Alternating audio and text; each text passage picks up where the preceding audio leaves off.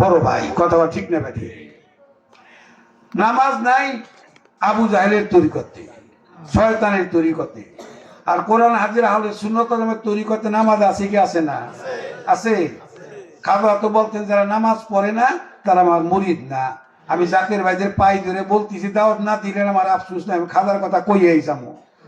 ভব নদী পাড়ি দিতে সরলাম মুর্শিদ তোর তরিতে, আমি সারা জীবন পথে পথে, আল্লাহু আকবার, আমি সারা জীবন পথে পথে গাইব দয়াল আমি তোমার গান, বাতি যেন নিভে না মুর্শিদ শান। নিভিলে বাতি যাবে রে জাতি, ও তোর নামের হবে অপমান, বাতি যেন নিবে না মুর্শিদ শান।